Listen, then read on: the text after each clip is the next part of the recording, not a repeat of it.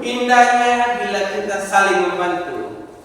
Kalau menurut pengalaman Bapak Mama, lebih senang membantu atau dibantu?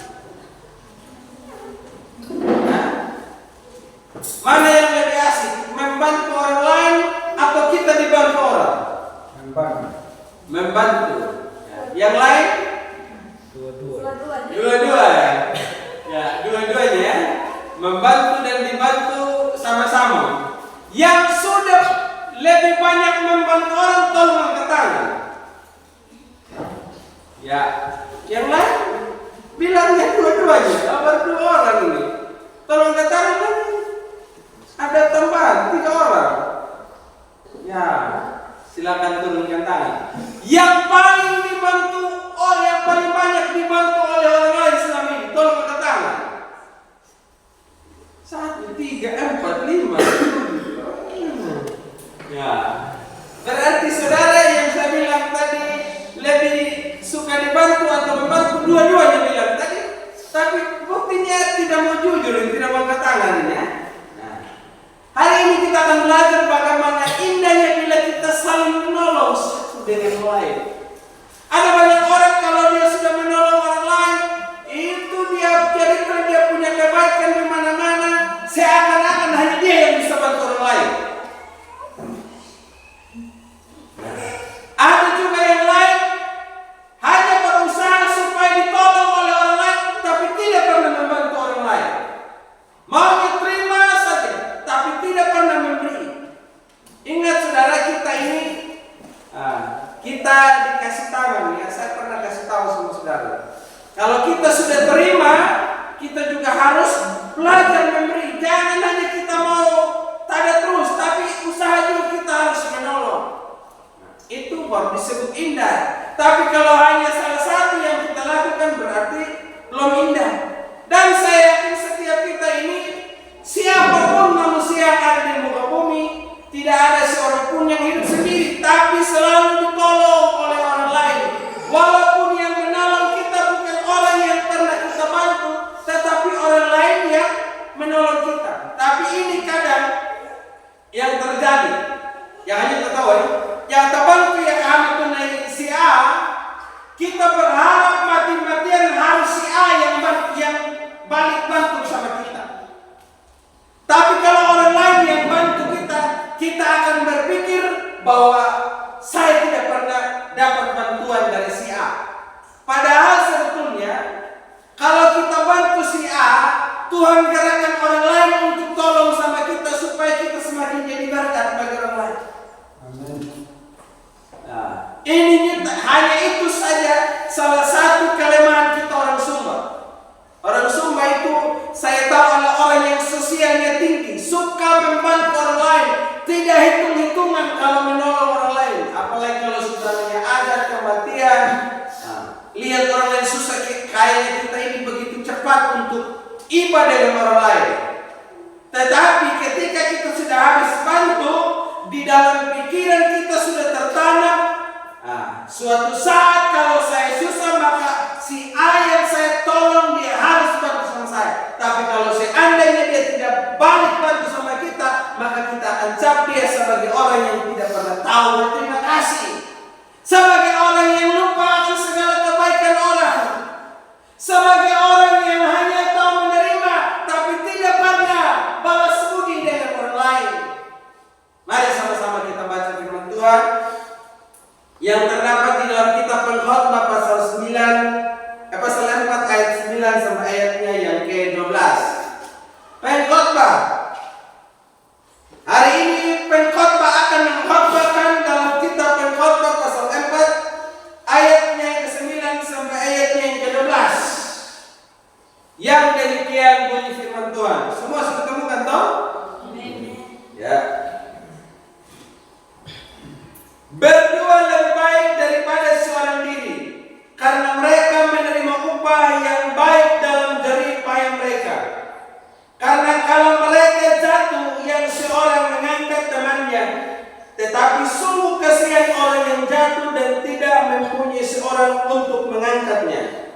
Juga kalau orang tidur berdua, mereka menjadi hangat, tetapi bagaimana seorang diri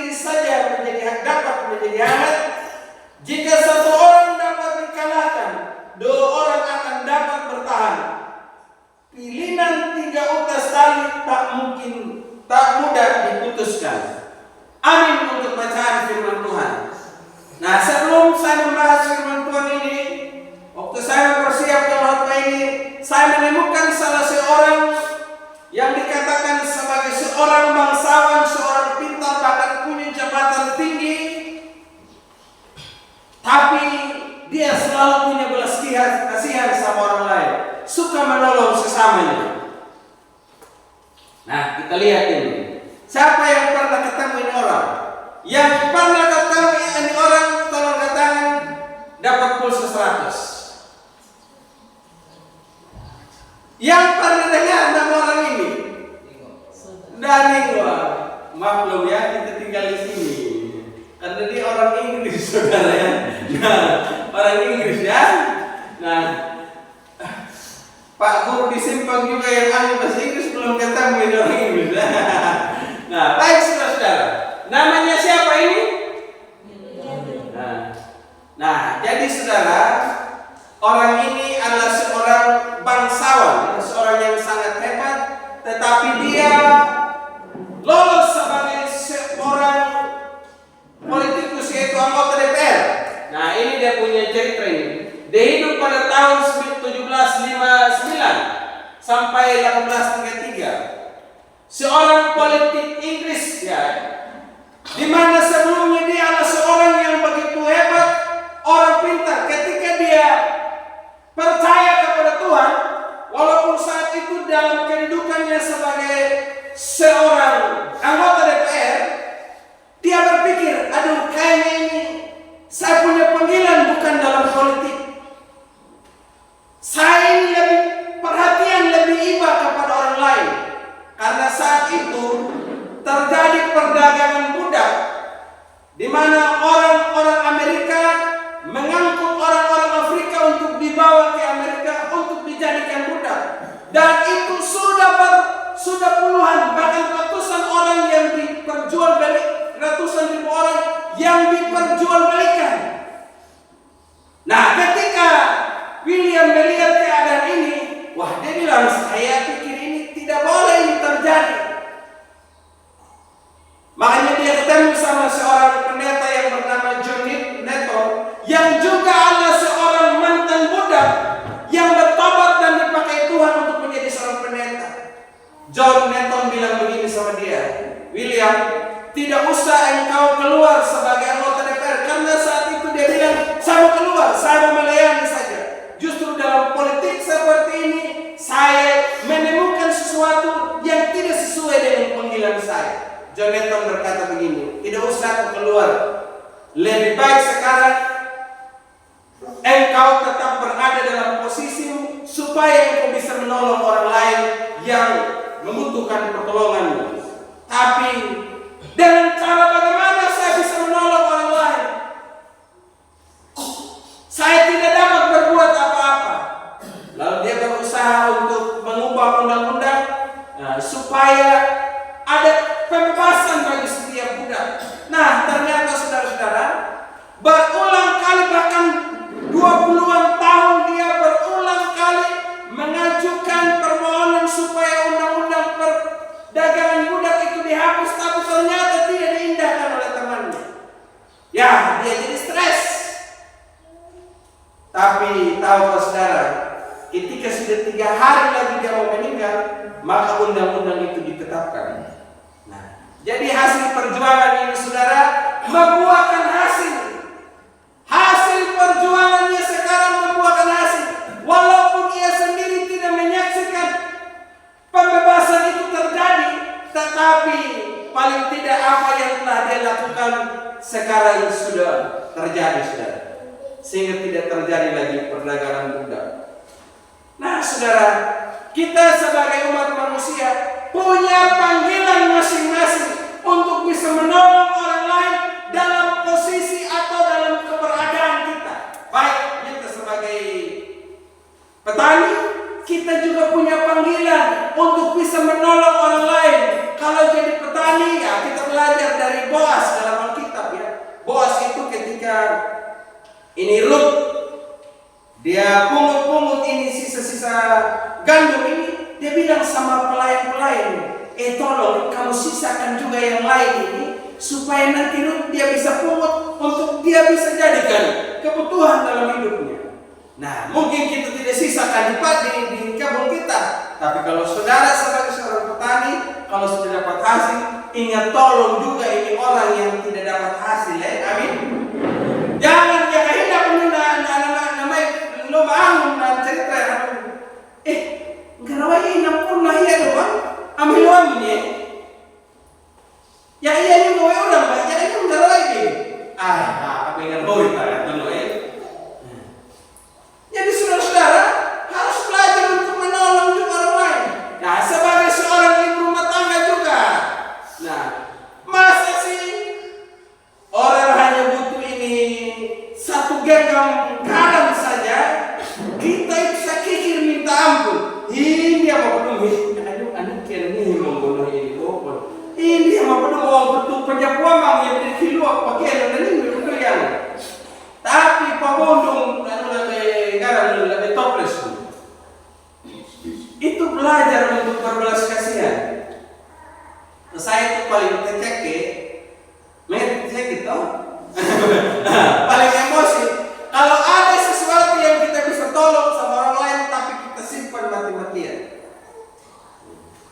Karena saya tidak mau kita menjadi orang sedikit. Kalau orang lain mungkin dia butuh ini garam, tapi suatu saat mungkin kita tidak pernah kekurangan garam. Tapi ada juga kebutuhan lain yang kita butuhkan, yang harus kita minta bantuan dari orang lain. Jadi kalau kita tolong garam sama orang, jangan harus garam yang orang kasih sama kita. Amin. Tapi bisa dengan yang lain.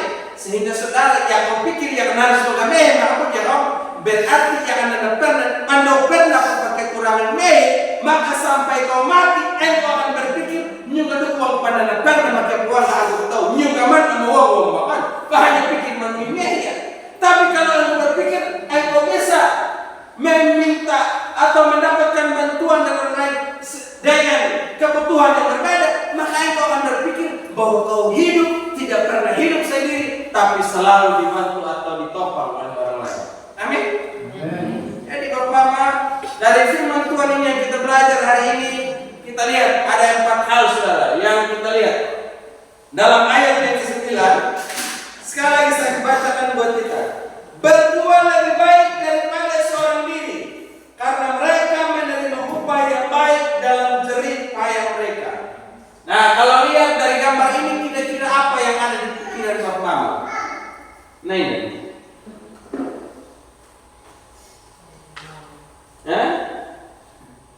Yang lain ini sudah sampai di puncak tapi mereka perhatikan juga untuk orang yang masih berjuang dari bawah. Nah, bagaimana supaya bisa berhasil? Semua ini sudah lemah dan tak berdaya, maka perlu kekuatan dari orang lain. Maka itu yang disebut suka menolong orang lain. Amin. Amin. Kita bilang indahnya saling membantu kalau kita selalu memberikan kekuatan dalam perjuangannya. Kalau orang lain lagi berjuang, berusaha, kita juga harus menolong mereka. Kita lihat dalam Alkitab, Harun dan Hur menolong Musa waktu terjadi peperangan antara bangsa Israel dengan bangsa Amalek. Ini yang kita baca dalam Alkitab saudara dalam Keluaran pasal 17. Nah, pada waktu Musa dia angkat tangan, ya karena kalau Musa angkat tangan, maka kemenangan itu terjadi pada bangsa Israel. Tapi ketika tangan Musa sudah turun lagi, wah, berarti kekalahan terjadi pada bangsa Israel. Nah, dari terbitnya matahari sekarang sudah sore. Musa ini kewalahan dan tangan angkat terus. Saudara angkat tangan hanya ku nyanyi haleluya. Saudara paling setengah mati minta ampun. Pemimpin pujian berkata, ayo mari kita angkat tangan, tapi tangan bertuah. Bayangkan Musa saudara dari pagi dia angkat tangan terus. Sekarang dia sudah kewalahan. Dia harus purna halimah. Terjadi kekalahan. Makanya mereka bilang begini, sudah supaya tangan Musa tetap terangkat terus, maka Harun dan Hur ini pegang tangannya Musa.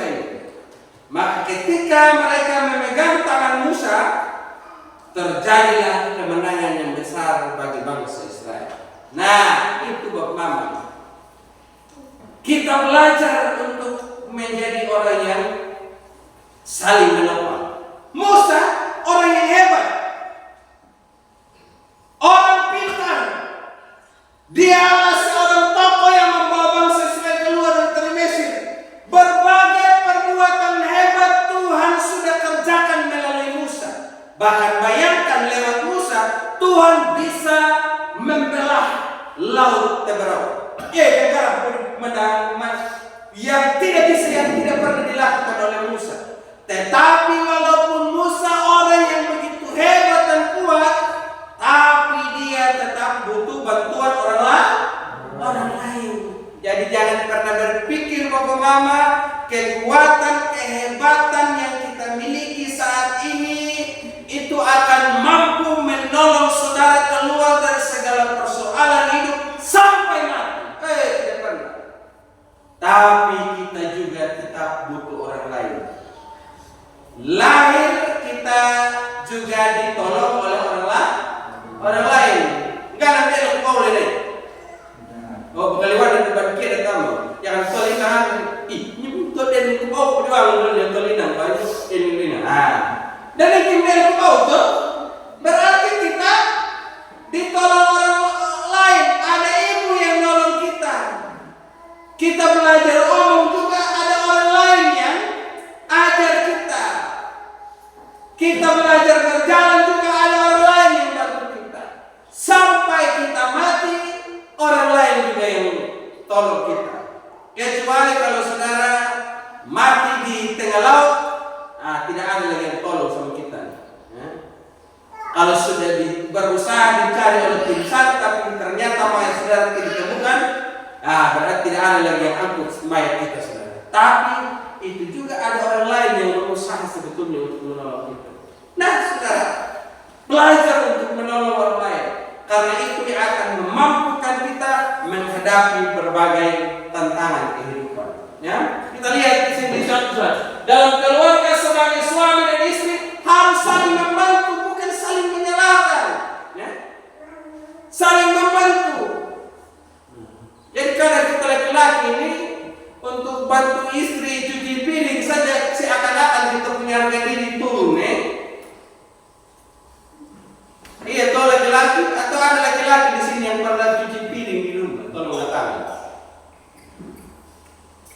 Oh, hanya Pak Guru ini yang cuci piring di sini, Yang lain laki-laki hebat semua, Saya ini cuci piring, saudara. Saya juga kadang-kadang juga.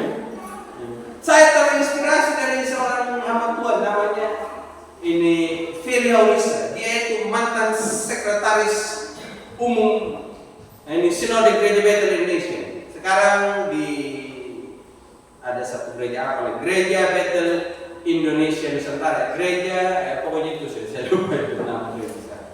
Dia bilang di rumah kami itu kami cuci piring masing-masing. Habis makan cuci piring masing-masing. Saya bilang ini orang hebat saja dia bisa begitu. Maka siapa kita ini sebetulnya saudara? Jadi kita juga harus saling membantu. Tapi ingat kalau mama sudah dibantu oleh papa itu, kau jangan anggap enteng dan menganggap remeh suami. Sehingga sebentar ini kalau mungkin dia ada orang kah atau ada sibuk yang lain, nih, kenapa kita pilih mereka? Nih, pegang kaki, pegang ini Pak Hakim kamu dulu. Jangan lupa itu jangan. Tahu atur diri masing-masing. Dia pun Jadi ada yang bilang begini, DKI laki-laki di bawah ketiak istri. Jadi sampai kau jadi kan suami itu semakin muda tidak boleh juga. Jadi bapak mama kita sebagai suami istri itu saling membantu. Amin. Namanya istri juga sebagai penolong bukan perongrong, Karena kebanyakan saya temukan istri itu jadi perongrong bukan penolong bukan pembantu. Ada masalah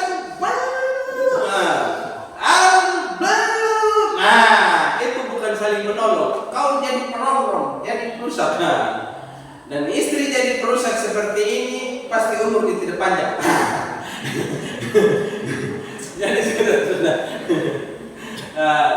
Jadi kita harus saling membantu satu yang lain. Begitupun juga dalam gereja. Di gereja ini saudara, saya sebetulnya kasih ruang yang luas buat saudara untuk melayani. Nah, tapi kadang saudara ini kalau dikasih kesempatan melayani tidak setia.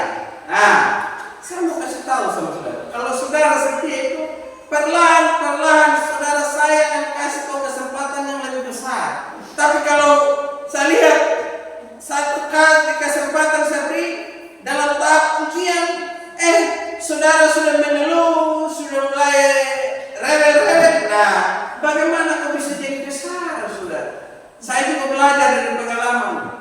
Dari kecil dulu, dari saya masih muda, saya terlibat dalam pelayanan. Saya belajar patuh. Nah, dan akhirnya saya bisa mendapatkan kepercayaan yang lebih besar. Jadi kalau saudara dikasih kesempatan melayani, ayo mari kita melayani bersama. Saya pikir gereja ini saudara, dia bisa berkembang itu kalau kita semua saling menopang satu sama lain. Jemaat tolong ini pendetanya dan seluruh pelayan-pelayannya, para pelayannya tolong semua jemaatnya. Kita saling kerjasama. Pendeta tidak bisa bilang begini, itu karena saya. Oh bukan, tidak bisa pendeta bekerja sendiri. Walaupun dalam pandangan orang lain itu gereja siapa gembala, siapa guru Injilnya, oh dia guru Injilnya. Tapi jangan kita bilang begini, kita berjuang mati-matian, walaupun bukan kita punya nama juga yang muncul. Namanya pendeta harus tunggu awal saja bawa berarti kau jadi perusak, saudara. Tapi kalau kita saling menopang, demi gereja saya semakin menjadi berkembang ya Om, untuk kita melihat jiwa-jiwa yang datang kepada Allah makin hari semakin bertambah, nama Kristus semakin ditinggikan, maka harus saya terlibat dalam apa saja yang bisa saya buat dalam gereja saya.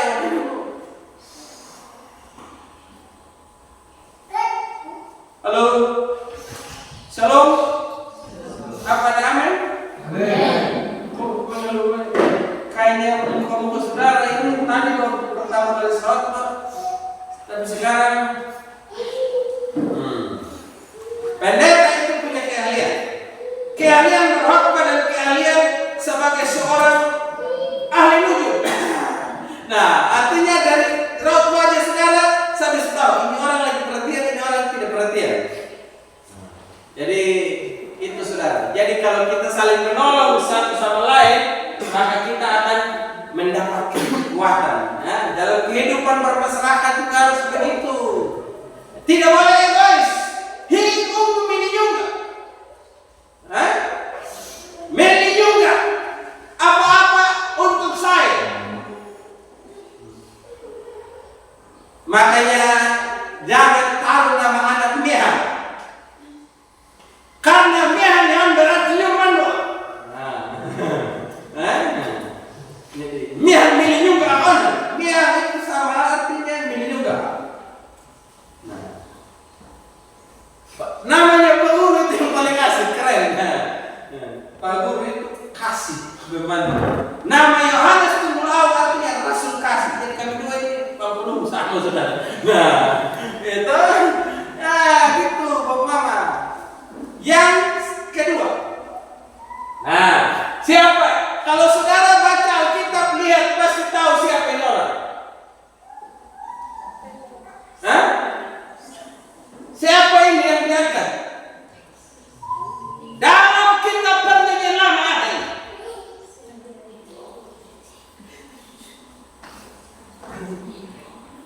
Tahu? Aduh, tandanya saudara tidak pernah baca yang kitab Injil ini. Kalau saudara baca kitab Injil, siapa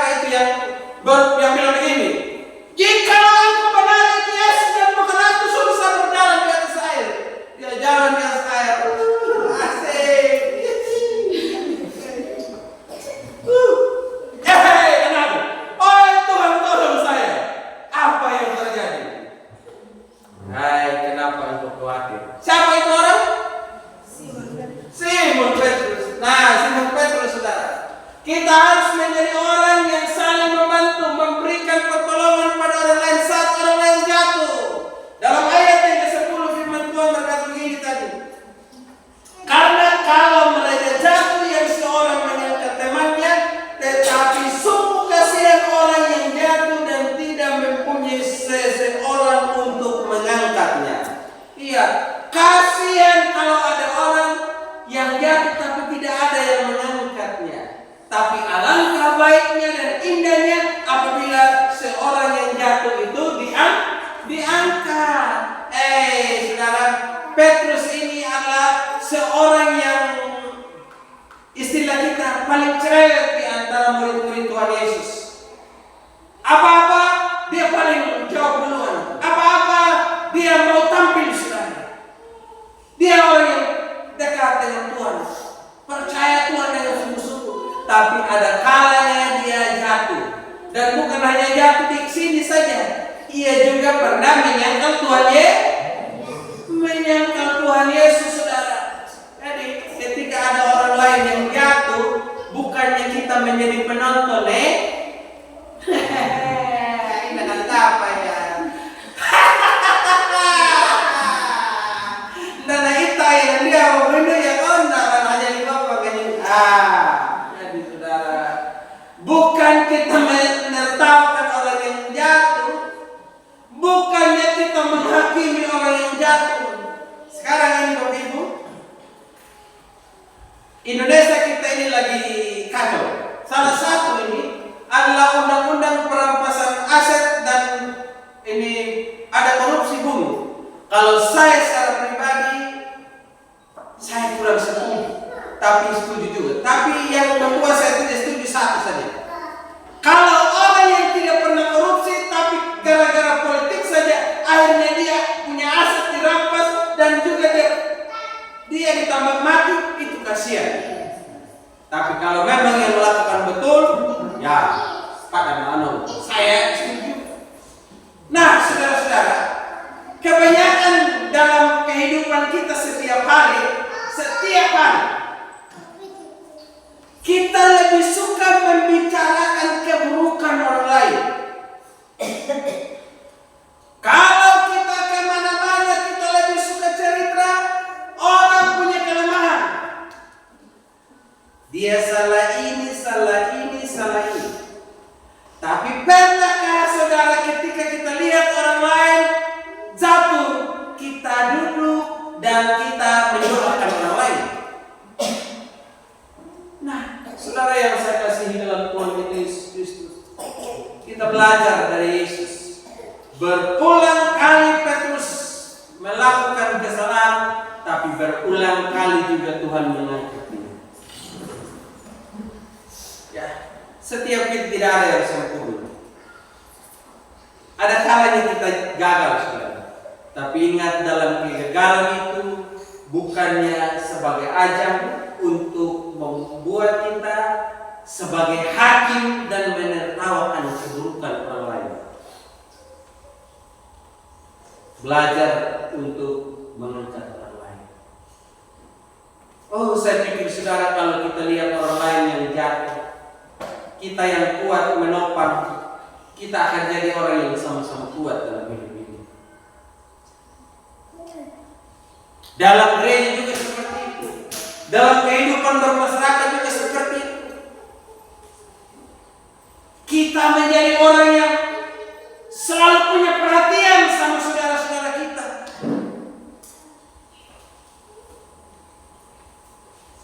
Saya mendorong saudara sekalian mulai hari ini belajar untuk menjadi orang yang bisa berbuat sesuatu sama orang lain.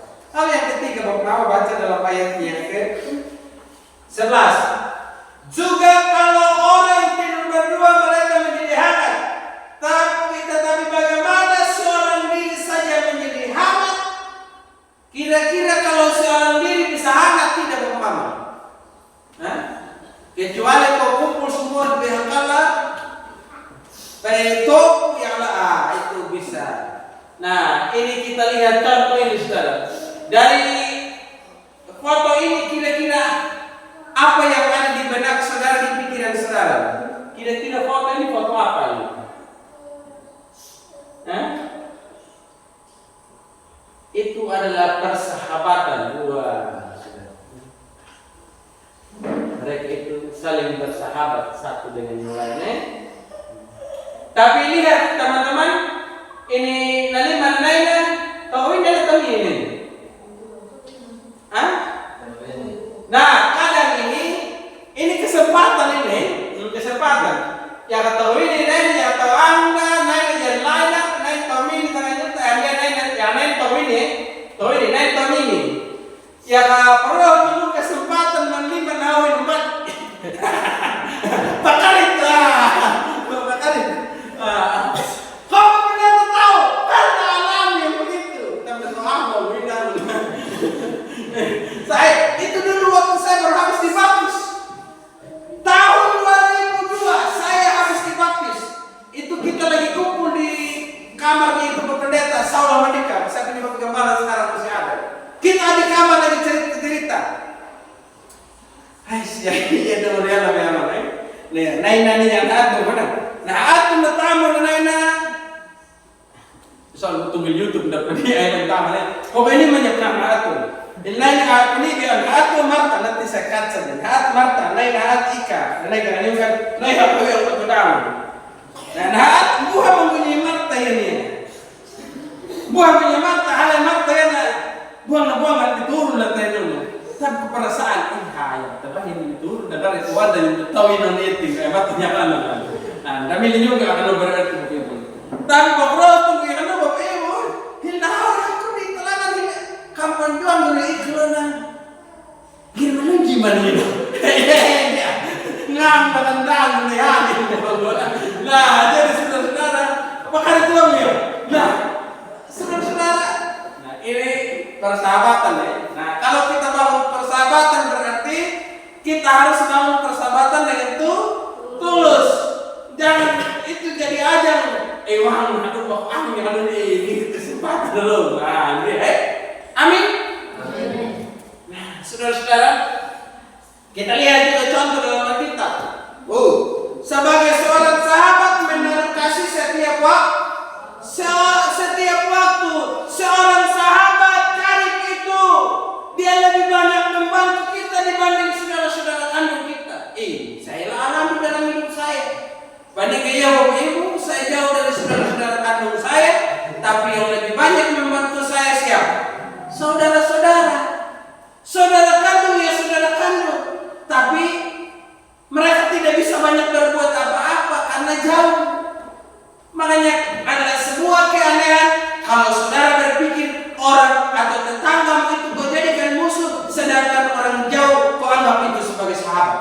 Semestinya orang terdekatlah, orang di sekelilingmu lah yang harus kau jadikan sebagai sahabat. Amin. Tolong tepuk tangan untuk Tuhan. Dalam Alkitab ada seorang tokoh iman namanya Ayub.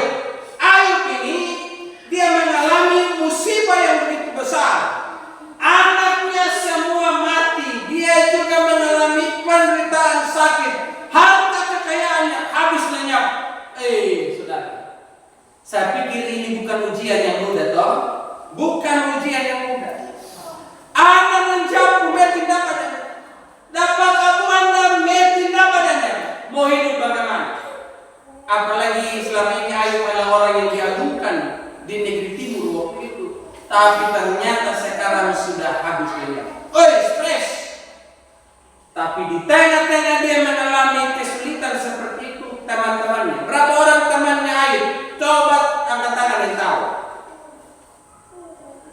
Tidak tahu juga. 3 orang sahabatnya. 3 orang sahabat ini waktu mendengar Ayub mengalami musibah yang begitu besar, mereka bilang begini, ayo mari kita pergi ketemu sama Ayub. Katakannya Ayub, selama 7 hari. Berapa hari? 7 hari mereka tidak omong apa-apa, hanya duduk saja melihat keberadaan Ayub yang sedang sengsara. Mereka hanya menangis, mereka hanya tersedih tanpa harus banyak omong. Kasihan. Saya pikir saudara di tengah kesulitan kita, jangankan kita banyak kita hadir di tengah penderitaan orang lain, cukup kita ada di situ, dilihat kita saja, itu sudah menjadi satu penghiburan buat orang yang susah. Amin.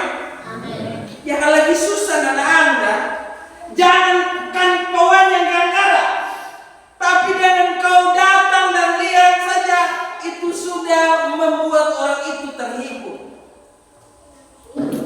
Kita hanya hadir dan bilang, aduh, saya turut prihatin dengan keadaan. Itu sudah cukup membuat orang itu terhibur. Tapi jangan juga ikuti apa yang dilakukan oleh ketiga orang sahabat Ayub.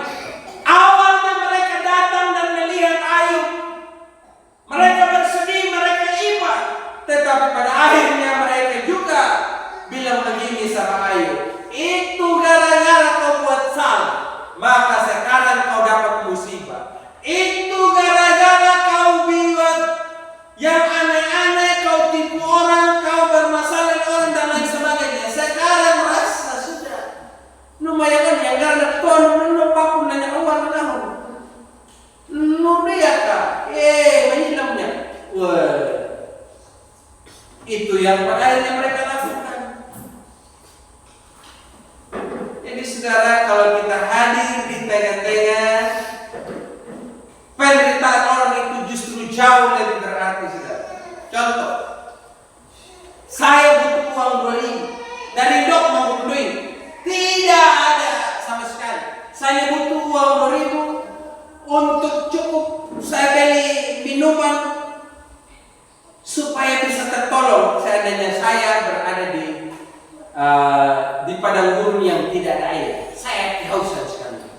Oh, itu sangat berarti sekali kalau saudara bantu sama saya. Dibanding saudara bantu sama saya, biar 1 juta pun juga, tapi di tengah-tengah kemauan saya. Saya kasih contoh lagi. Anak Bangsa Israel, waktu mereka ada di padang gurun, mereka itu sebetulnya kaya raya karena mereka bawa pulang emas dari tanah Mesir. Waktu mereka pulang dari tanah Mesir itu mereka dapat perhiasan yang banyak, tapi ternyata emas, perak yang mereka dapatkan itu, yang mereka miliki itu tidak berarti sama sekali. Karena emas dan perak ternyata mereka tidak makan dan minum. Mereka tidak bisa makan dan minum, tapi mereka hanya butuh air. Makanya sampai mereka gagal sama Tuhan. Mereka sampai marah-marah sama Musa. Kau bawa kami di padang gurun mati kehausan di sini. Kau bawa kami di sini hanya untuk mati kelaparan. Lebih baik kami tinggal di tanah Mesir, di sana kami boleh makan bawang prea dan lain sebagainya. Sekarang kami mati kelaparan. Jadi saudara, dari pewiling pun aja pondulai dan bertahun nama susah, nama mila, wiling potunya anak itu nampak puluh nampak puluhin, nampak puluh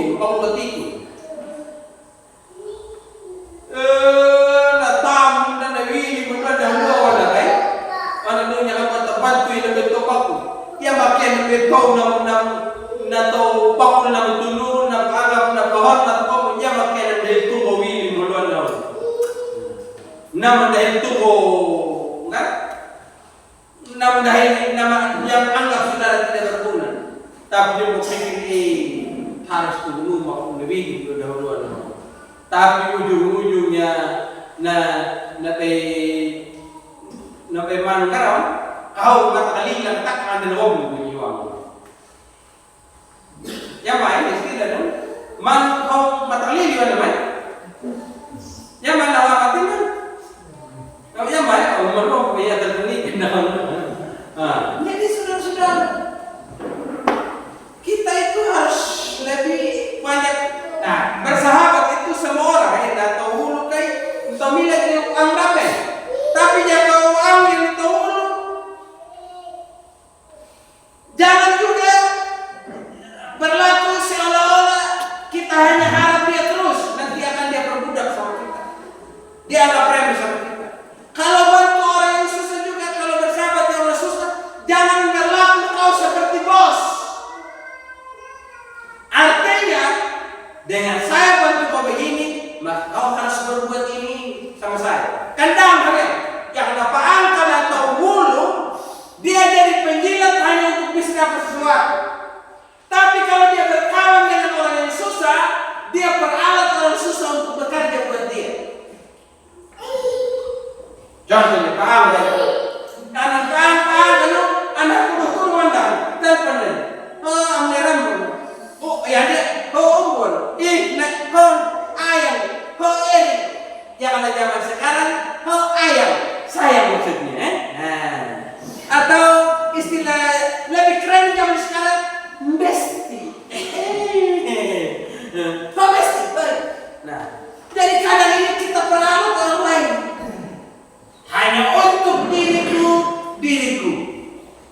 Oh, sahabat ini seperti itu. Sahabat itu saling membantu dalam segala keadaan.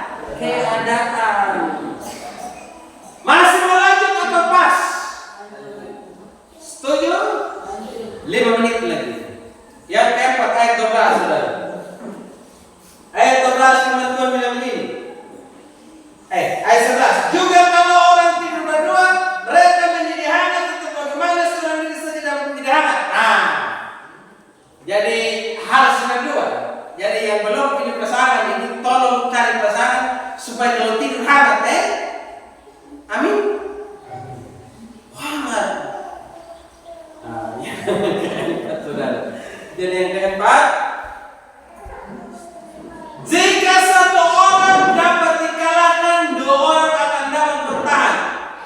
Pilihan 3 utas tali tak mudah diputuskan. Jadi yang keempat, saudara, saling membantu, membawa perlindungan dari serangan maut. Makanya dikatakan begini, jika satu orang dapat dikalahkan, 2 orang akan dapat bertahan. Bagaimana supaya kita bertahan menghadapi musuh, menghadapi lawan? Maka harus butuh bantuan orang lain. Baik itu secara jasmani, ada orang yang memusuhi kita. Jadi kalau ada kawan yang di belakang kita, kita akan lebih berani, saudara. Kita akan lebih berani. Apalagi laki-laki kalau dia bawa istri, atau laki-laki kalau dia lagi bawa pacar. Itu walaupun dia takut minta ampun, kalau ada musuh dia akan sok-sok berani. Dia akan sok-sok berani karena takut nanti dianggap sebagai laki-laki pengecut, banci, dan lain sebagainya. Jadi kalau ada musuh, pukul dah. Kau macam-macam. Jadi bapak-bapak, karena di belakang, jangan itu maganda. Beta pun papa memang paling oke. Apa-apa dia bilang, saya punya suami paling mantap. Jadi kalau begitu, ketika ada musuh yang serang sama si istri, maka istri bilang begini, tunggu saya kasih tahu papa. Atau begitu juga ini kalau masih pacaran.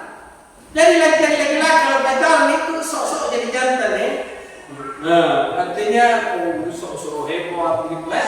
Tapi ingat ada batasnya. Jadi saudara, yang berikutnya bukan saja musuh secara jasmani, tetapi saya lebih pentingkan di sini yaitu musuh kita secara rohani. Ini kalau saudara lihat ini sebetulnya ini adalah kumpulan tangan ini yang saling mendoakan. Mereka lagi pegangan tangan satu dengan yang lain dan mereka saling mendoakan. Jadi Bapak boleh baca juga dalam kitab Yakobus pasal 5 ayat yang ke-16. Di mana kalau ada seorang lain yang sedang sakit, maka kamu saling mendoakan supaya orang lain itu dipulihkan.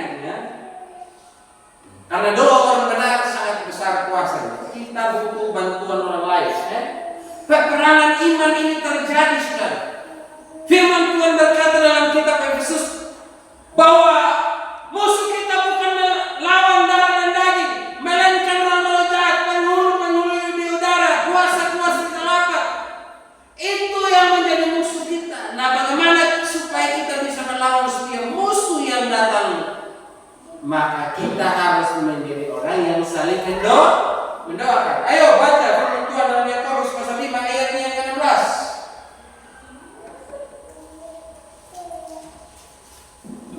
Yakobus pasal 5 ayat yang ke-16, demikian bunyi firman Tuhan. Karena itu hendaklah kamu saling mengaku dosamu dan saling mendoakan supaya kamu sembuh. Doa orang yang benar sangat besar kuasanya dan ada hasil.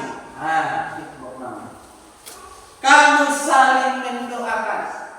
Saya minta tolong yang jujur. Siapa yang suka mendoakan orang lain di sini? Tolong katakan. Orang lain itu cukup istri dengan anak-anak atau yang lain-lain. Baik. Di antara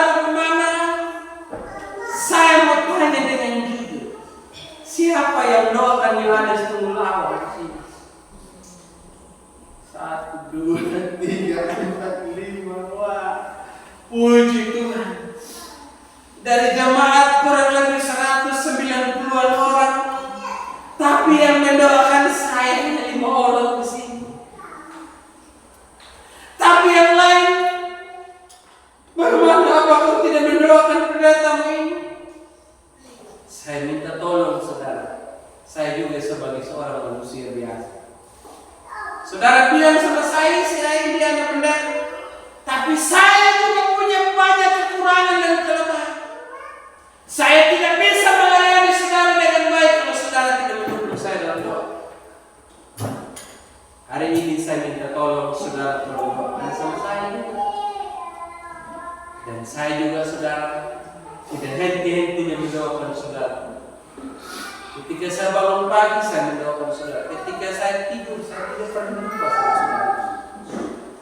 Kenapa saya mendoakan? Karena saya ingat saudara. Karena saya cinta saudara. Saya mau supaya saudara lebih dekat dengan Tuhan. Saya mau saudara dipelihara Tuhan. Saya mau supaya saudara beroleh keselamatan. Maka dengan rendah hati saya minta hari ini. Saya doakan saudara. Saudara tolong doakan saya juga. Supaya kita kuat, mari kita selalu bergandengan tangan. Hidup akan semakin indah jika kita saling menopang satu dengan yang lain. Firman Tuhan katakan di dalam kitab Mazmur 133. Sungguh alangkah baiknya dan indahnya apabila saudara-saudara seiman diam dengan rukun, sebab kesanalah berkat-berkat Allah akan dicurahkan. Saudara bisa diberkati, saudara bisa kuat, saudara bisa terhibur, saudara bisa mampu menghadapi segala tantangan. Kalau saudara dan saya, kita saling mendoakan satu dengan yang lain. Jadi mulai hari ini tidak ada lagi kata aku atau kata mereka, tapi yang ada adalah kita. Amin. Tidak ada lagi kata aku, hanya aku, cuma aku. Oh, ini mereka saja, itu mereka. Tapi biarlah mulai hari ini kita, artinya setiap kita punya peran masing-masing untuk saling mendukung satu dengan yang lain. Saya berdoa kiranya Tuhan memberkati kita sekalian. Amin.